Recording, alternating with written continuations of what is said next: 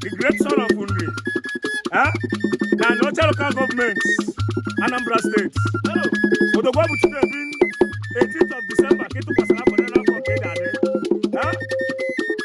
A great philanthropist. Odogwu Gani Keti Rechada Akwa. Ana Mekumaka. SM1 Foundation.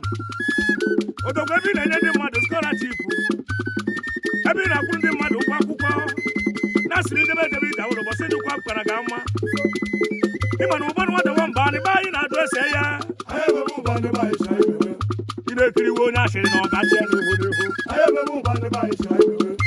chibụ eze nwa o odogwu na ana nri o Ayebe mu ba ne ba isha ibewe. daanyị na ya dewe ome ndị be anyị na-eme akụkọ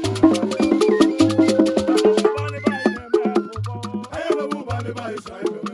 Happy birthday to you. Happy birthday to you. Happy birthday to you. Happy birthday to you. Happy birthday to you.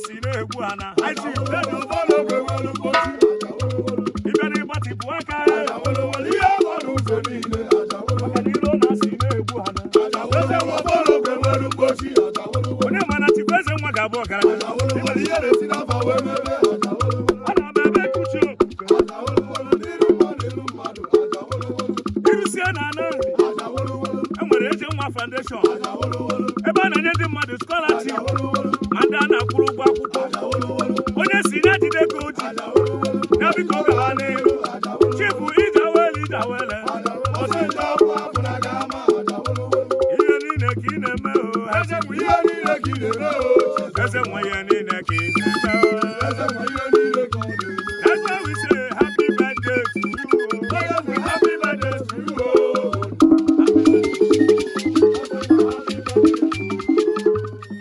ụbaya ga ya ga hụ ụbaya ga ya ga hụ ogene ma bụ ụbaya ga ya ga hụ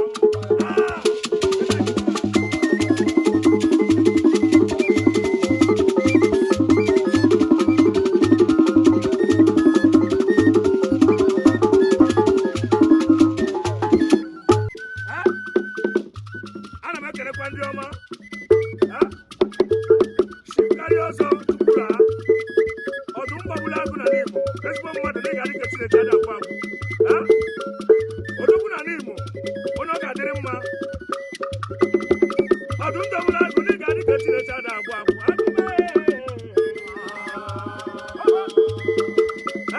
ana m ekelekwa ya osino broda Chief Iwu ọzọ Atigbo obi ọzọ na nri isi afọ kwabo na-ekelekwa m ekele ọ na-atụ kerekere kwuru ahụ